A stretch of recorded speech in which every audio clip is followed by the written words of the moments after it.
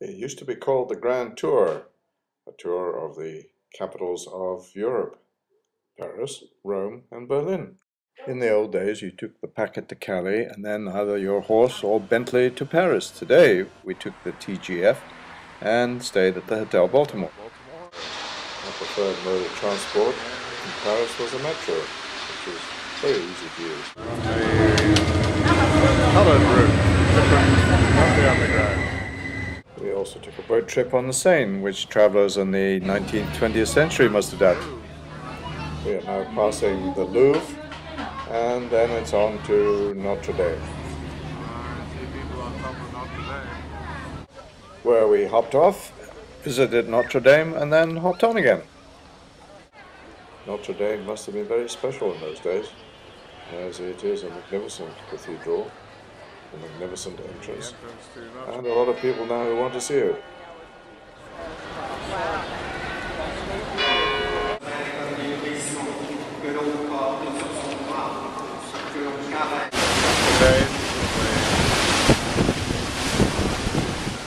Well, of course, you can't visit Paris without seeing the Eiffel Tower, both during the day and at night.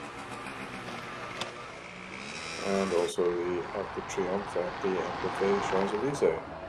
We also visited the Centre Pompidou, which had a view of Montmartre, and then watched a little bit of entertainment on the street. Mostly foreigners watching, as far as I could tell.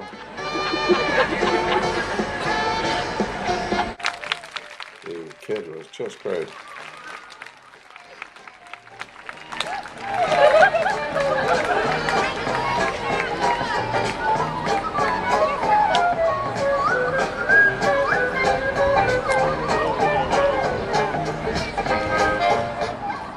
We went to an art exhibition at the Grand Palais, and then at the Petit Palais there was Winston Churchill.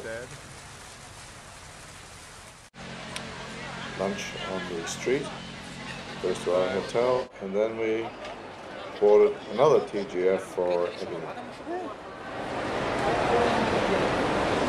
Avignon.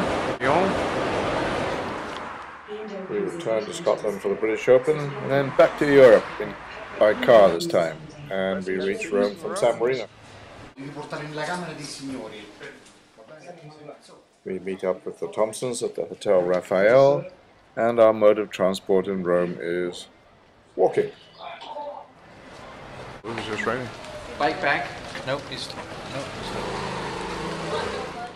No one can visit Rome without seeing the Colosseum. We waited patiently for our lady guide to take us around the ground floor of the Colosseum.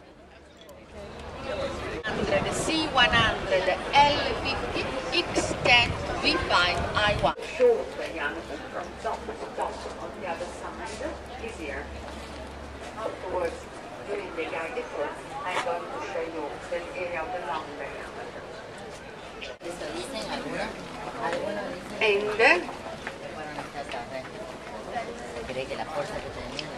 that arch. And after a break for coffee and soft drinks, and some of us took ice cream, we joined a second guide, the male guide. It was the temple of Antoninus and Faustina. It was the first temple dedicated to a woman. It survived because it later became the Church of St. Lawrence of Milizzi. It is said that Nero went up there in 64 AD to watch the city. We are now looking at Trajan's Column in the center of the picture. We had now done the Palatine Hills and the Forum, so it was time to go back to the hotel for lunch, and then later in the day go to the Pantheon, which was closed, but the horses were nice. The next day, while the Thompsons went to the Vatican, we went to see the statue of Moses by Michelangelo, and then met them at the Spanish Steps. People.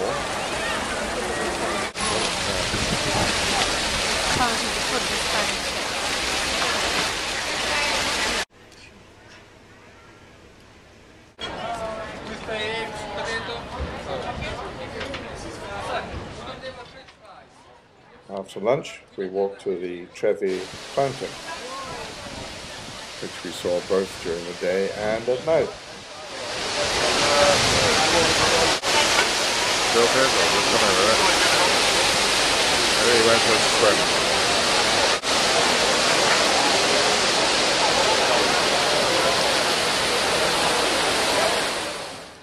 In the evening, a drink on the Piazza Navona.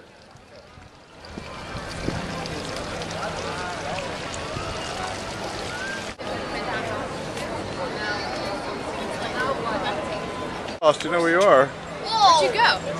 I went up to my room and I went to your room and you're gone. Mine should have told me. I'm gonna pour some water in here. No. Who, me? Excuse me. The next morning it was time to say goodbye, and then on to our third capital, Berlin. Rome and Paris were declared open cities during the war, but Berlin was not and suffered unspeakable damage.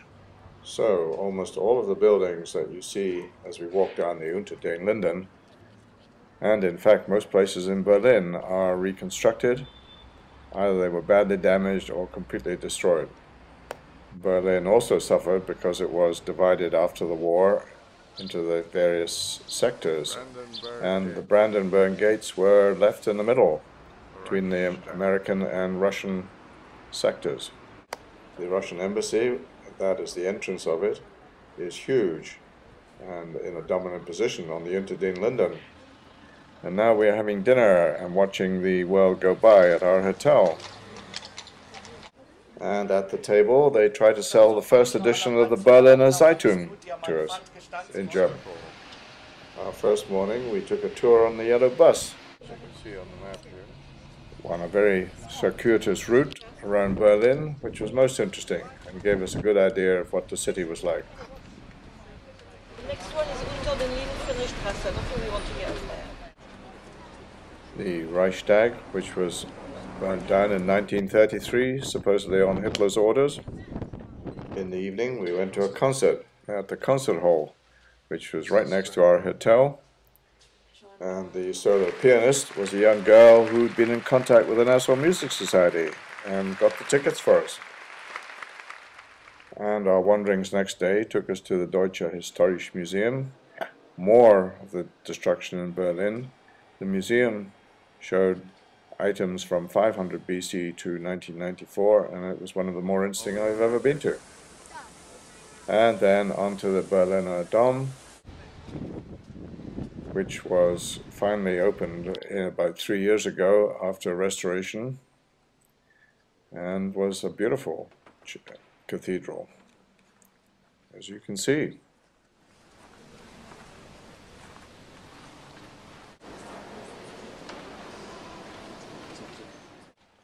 Short period of contemplation, then back to the hotel, and the following day more wanderings, Checkpoint Charlie, and part of the Berlin Wall by the Museum of Terror. The Berliner Zeitung balloon, not a barrage balloon from the war, and we managed to avoid the queues at the Reichstag by going up and having lunch. And from the top of the Reichstag, where we are now, you get a magnificent view over Berlin.